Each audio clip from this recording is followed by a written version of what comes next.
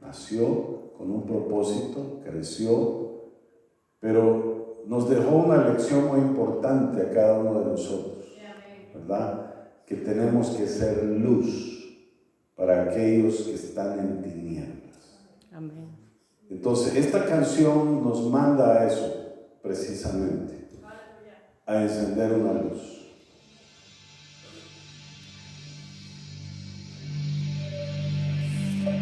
Dice la Escritura, ustedes son la luz del mundo. Una ciudad asentada sobre un monte no puede ser escondida.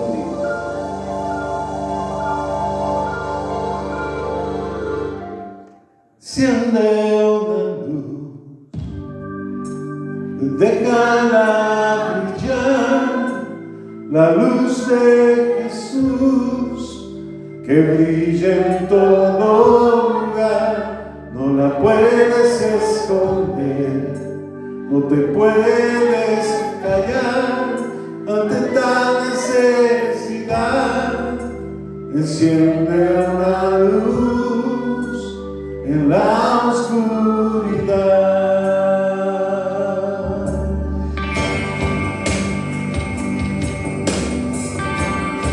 Vamos a encender esa luz, hermanos.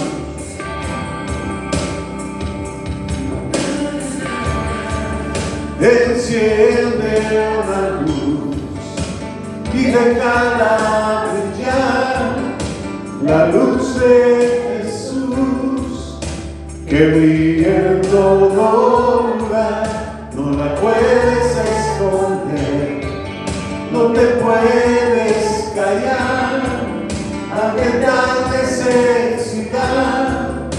Enciende una luz en la oscuridad. Romanos 10:9. ¿Cómo puedes invocar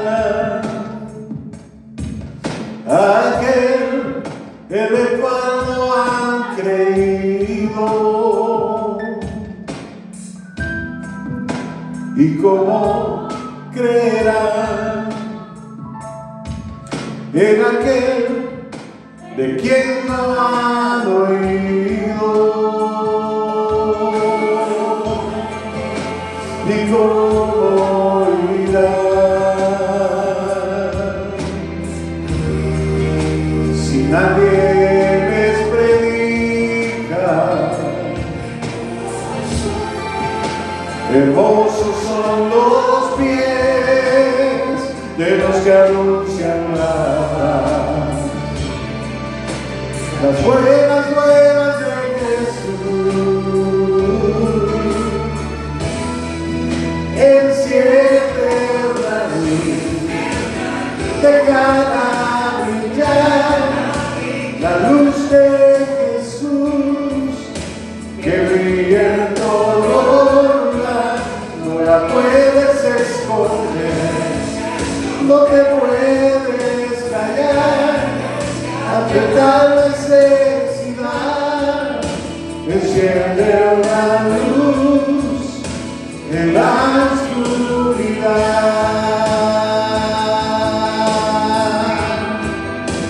Enciende una luz en la oscuridad.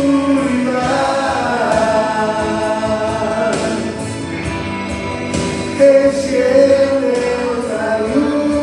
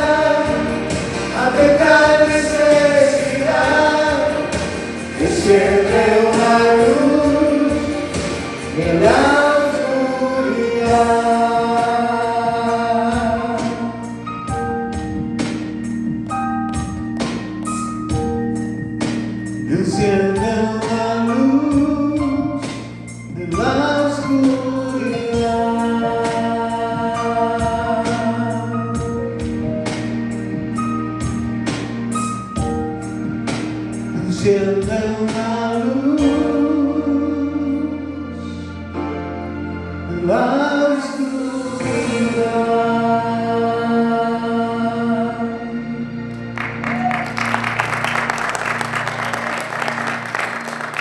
Gloria a Dios. Vamos a pasar a la palabra, hermanos.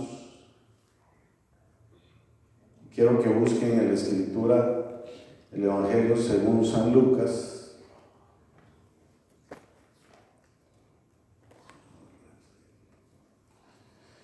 Capítulo 2, vamos a leer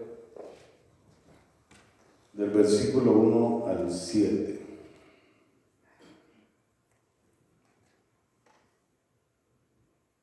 Lucas 2, del versículo 1 al 7. ¿Ya lo tenemos? Amén. Gloria a Dios. Dice la palabra de Dios de esta manera. Lucas 2, del versículo 1 al 7. Aconteció en aquellos días que se promulgó un edicto de parte de Augusto César, que todo el mundo fuese empadronado. Este primer censo se hizo siendo Cirenio gobernador de Siria. E iban todos para ser empadronados, cada uno a su ciudad. Y José subió de Galilea, de la ciudad de Nazaret, a Judea, a la ciudad de David, que se llama Belén, por cuanto era de la casa y familia de David, para ser empadronado con María su mujer, desposada con él, la cual estaba encinta. Y aconteció que estando ellos ahí se cumplieron los días de su alumbramiento. Y dio a luz a su hijo primogénito y lo envolvió en pañales y lo acostó en un pesebre, porque no había lugar para ellos en el mesón. Vamos a orar. Padre, oramos para que esta palabra penetre en cada corazón. Y te pido una vez más que seas tú hablando a través de mis labios. En el nombre de Cristo Jesús. Amén. Pueden tomar asiento, hermanos. Gloria a Dios.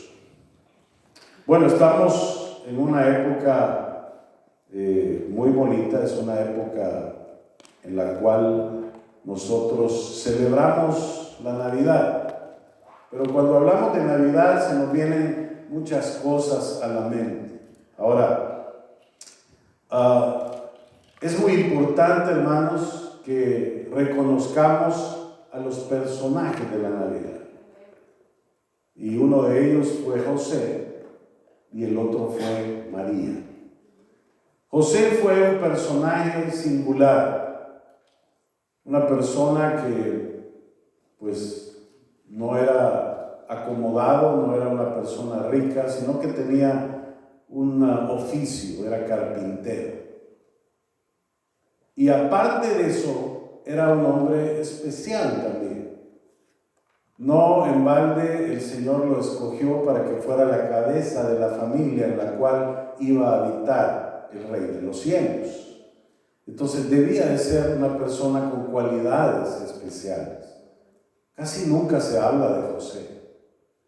Pero José fue un hombre esforzado, fue un hombre valiente, un hombre que le daban una tarea y él la cumplía a cabalidad.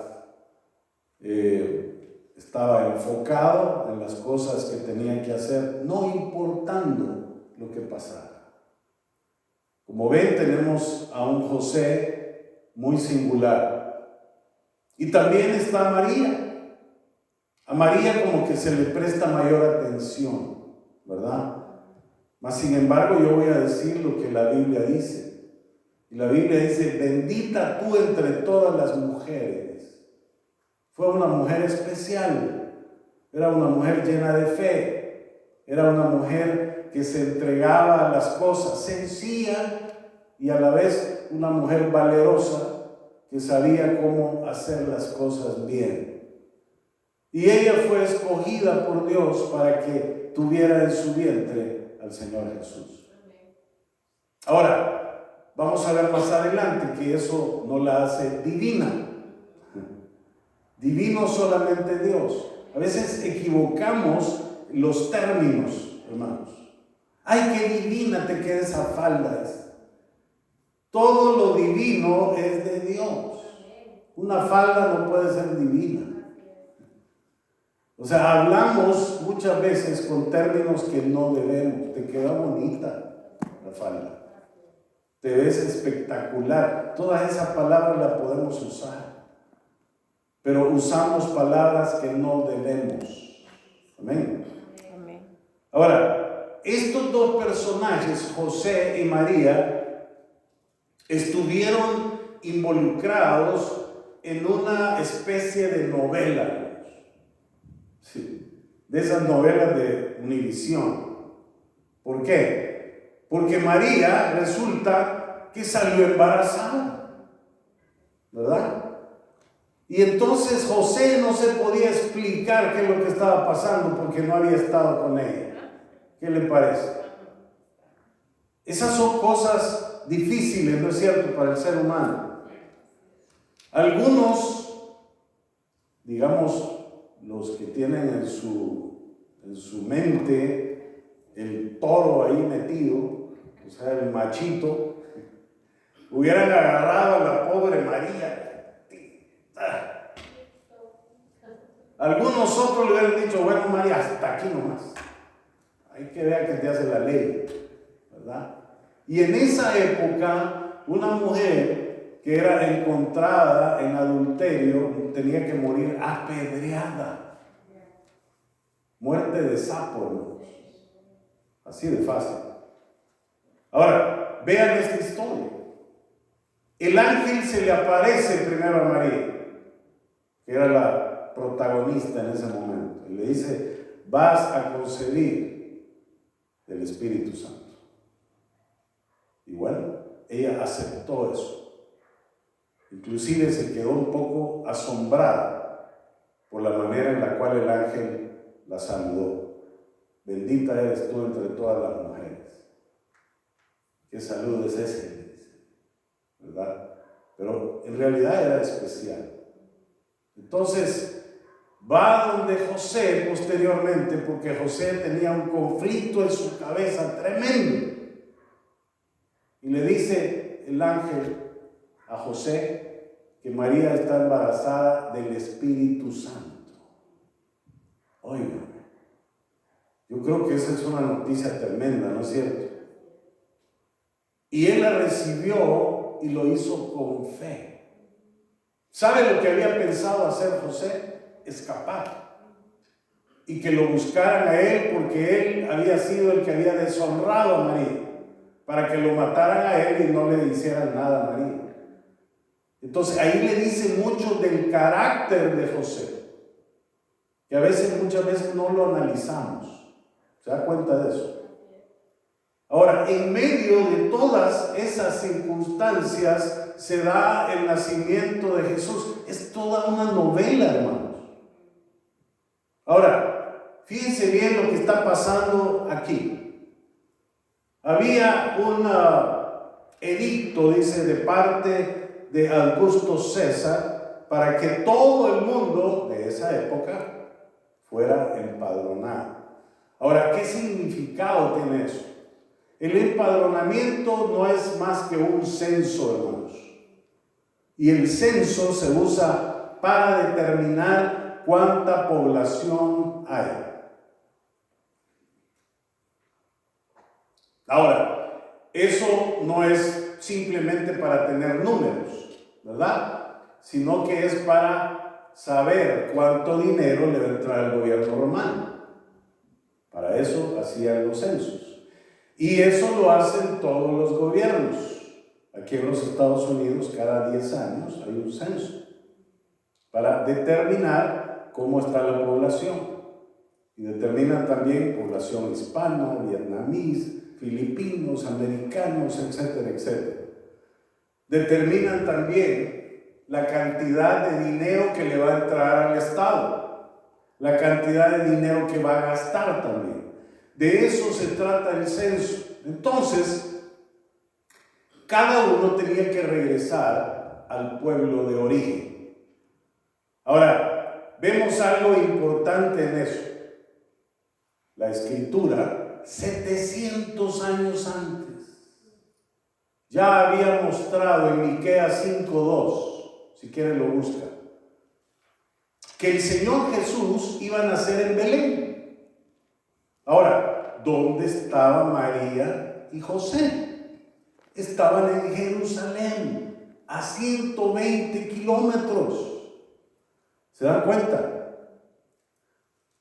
O sea, había una distancia en la cual ellos no iban a recorrer, ¿verdad? ¿Por qué? Porque no había necesidad. Pero ahora con ese edicto sí tenían que ir. Entonces, este edicto se dio prácticamente en los meses en los cuales ya María estaba a punto de reventar. Y cuando llegaron a Belén, miren, la Escritura dice que fue el momento del alumbramiento. Ahora, algo muy importante, hermanos, es que el Señor Jesús fue nacido, dice, de mujer. Gálatas 5:4 dice, pero cuando vino el cumplimiento del tiempo, Dios envió a su Hijo, nacido de mujer y nacido bajo la ley. Son dos elementos importantes. Nacido de mujer y nacido bajo la ley. Ahora, el nacido de mujer es el elemento de María, ¿verdad? Tuvo que haber un recipiente humano que recibiera a esa semilla, y la semilla la puso el Espíritu Santo. Ahora, el Señor Jesús, hermanos, es el único ser sobre la faz de la tierra que tuvo o que tiene las dos naturalezas, humana y divina. 100% hombre, 100% Dios. Eso se llama unión hipostática en teología. O sea, la unión de esas dos naturalezas. Ahora, María no tenía esa parte divina, solo la parte, pues, humana, ¿verdad? La naturaleza humana. Entonces yo no sé de dónde sacan de que María era divina. No sé dónde está el relato en la Biblia de que María ascendió a los cielos. En ninguna parte, solamente Jesucristo fue el único que ascendió a los cielos. Amén. ¿Por qué es importante esto? Porque aclaramos dudas, hermanos. Si alguien me saca la Escritura y me dice, mire, aquí está, que dice que María es divina, pues se lo voy a creer porque dice en la Biblia, pero no lo dice. Así de fácil. ¿Por qué es importante el hecho de que sea nacido de mujer? Porque Dios mismo, estando en su condición de Dios, se humilló a sí mismo, se hizo hombre. Para hacerse hombre tenía que nacer de mujer. Y en esa naturaleza humana, hermanos, Él pudo entender cómo era el ser humano. ¿Por qué? Porque Él era un hombre y estaba expuesto a las debilidades, a las tentaciones, a los fracasos, a las diferentes cosas a las cuales nosotros también estamos expuestos. Y el Señor le daba sed, por supuesto. Y si no, mire el relato del pozo de Jacob. Llegó sediento el Señor. Ya había caminado a lo mejor 3, 4 millas. Y el Señor comía, sí, lo dice la Biblia. Ahora yo no le voy a decir otras cosas, pero también las hacía. ¿Por qué? Porque era 100% hombre, pero a la vez era 100% Dios. Ahí se cumplió lo que dice la Escritura en Gálatas 4:4, nacido de mujer. Y la otra parte es nacido bajo la ley. Dice, aconteció en aquellos días que se promulgó un edicto de parte de Augusto César, que todo el mundo fuese empadronado. Cuando dice nacido bajo la ley, quiere decir que nació sin quebrantar la ley. O sea, fue obediente también a las leyes dispuestas por el hombre. ¿Pudo haber nacido en Jerusalén? Sí, y era lo más probable. Pero por el edicto de Augusto César se tuvo que trasladar de ciudad. Y esto se hizo, dice, siendo Cirenio gobernador de Siria. Y José, dice, subió de Galilea, de la ciudad de Nazaret, a Judea, a la ciudad de David, que se llama Belén, por cuanto era de la casa y la familia de David. Ahí está. Cuando revisamos nosotros la genealogía de José y la de María, nos damos cuenta que los dos venían de la simiente de David. Entonces prácticamente los dos tenían que regresar a Belén. Imagínense. ¿Cómo hace Dios las cosas? ¿Y sabe por qué? Porque Él tiene el control. Porque el Señor es el que ha hecho todas las cosas posibles. Y aún cosas que a nosotros nos parecen imposibles, el Señor las hace posibles.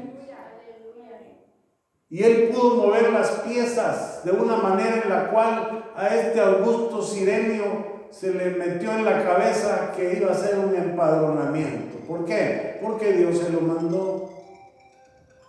Y a lo mejor él en su interior ha de haber dicho, yo no sé por qué estoy haciendo esto, pero lo voy a hacer. Y pum, firmó el edicto. Y se dio el nacimiento del Señor. Y aconteció que estando ellos ahí, dice, se cumplieron los días de su alumbramiento. Y dio a luz a su hijo primogénito y lo envolvió en pañales y lo acostó en un pesebre porque no había lugar para ellos en el mesón. En alguna ocasión yo estuve hablando precisamente de esta parte. Creo que fue en la casa de oración que tocamos este punto. El Dios de los cielos, hermanos, el Rey de reyes y Señor de señores. Se supone que el Rey de reyes debía de nacer en un palacio, ¿no es cierto? Pero nació en un establo. Todo lo contrario. A veces, mire, cuando hablamos de las cosas de Dios, no las podemos entender porque la lógica de Dios es diferente a nuestra lógica. Para nosotros, pues es muy lógico que un rey nazca en un palacio.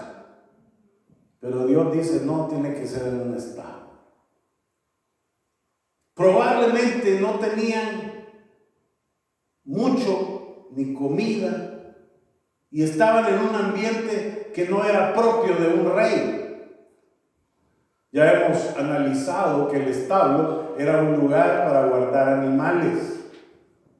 Así que si todos los hoteles estaban llenos, también los establos estaban llenos. Porque en esa época no viajaban en tren, no viajaban en carro, no se iban en moto, sino que las vías de comunicación eran los burros, los camellos, los caballos, y los que tenían dinero pues viajaban en carros, carretas. Entonces, en ese lugar había un montón de animales. Imagínense usted un par de bueyes, y así lo ponen en los nacimientos, ¿se fijan? Unos camellos, unos caballos, unas vacas, unos cabritos, y a lo mejor unos perritos por ahí. Ahora, los animales no le piden permiso a la gente para hacer sus necesidades, sino que ahí donde están, ¿verdad? Ahí lo hacen. Entonces, imagínense la cantidad de olores que había ahí, por no decir tufos, ¿verdad? Y en ese ambiente nació el Salvador.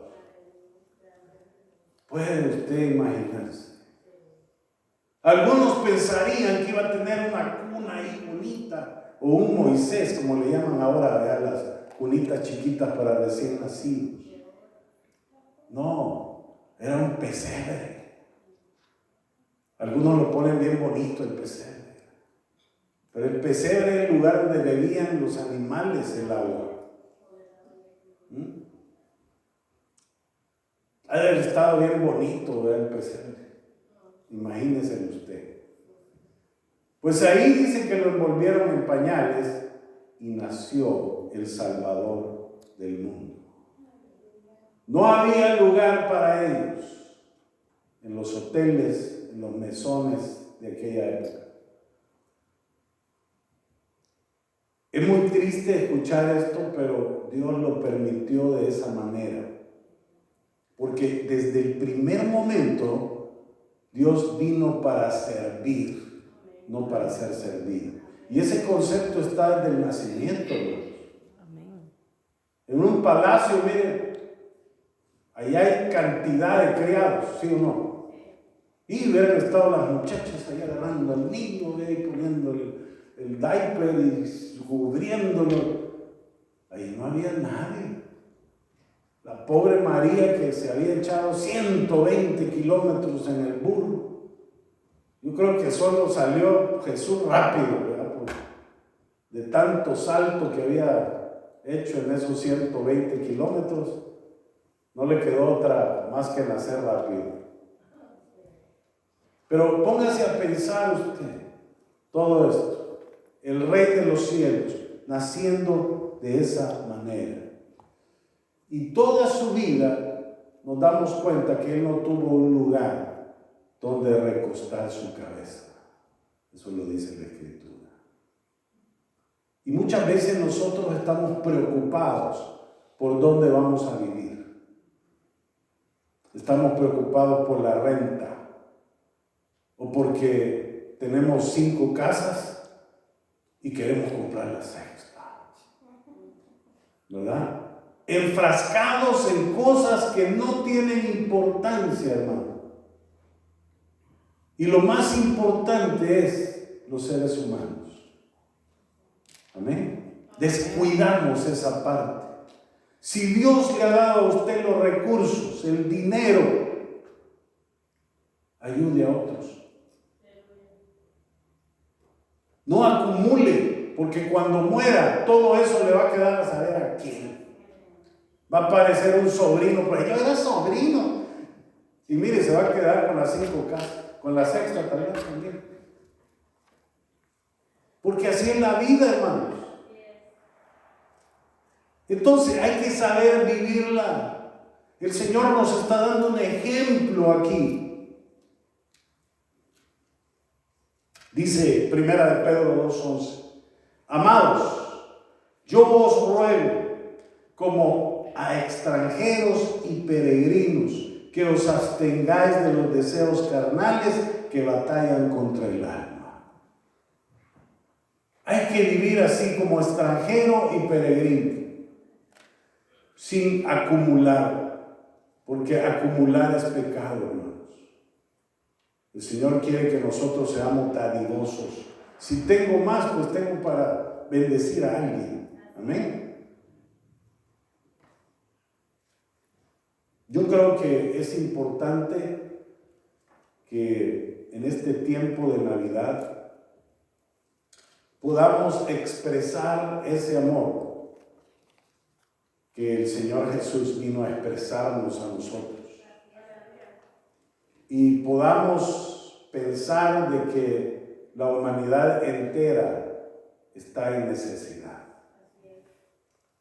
Cuando vayamos allá afuera, a cualquier lugar, que su objetivo sea que Cristo nazca en ese corazón, el cual usted está entrevistando en ese momento. A lo mejor usted está en el banco, a lo mejor usted está en un supermercado, o está ahí en su colegio, en su escuela, en su trabajo. Escoja a alguien, ore por ella y háblele de Cristo. Amén. Esa es la esencia de la Navidad. Vamos a orar. Padre buen Dios, te damos las gracias por esta palabra que tú nos has traído esta mañana. Yo te pido, Señor, que cada uno de nosotros reflexionemos acerca de este tema de la Navidad tuya, Señor, que nos expresa todo el amor, toda la paz, todo lo que el ser humano necesita.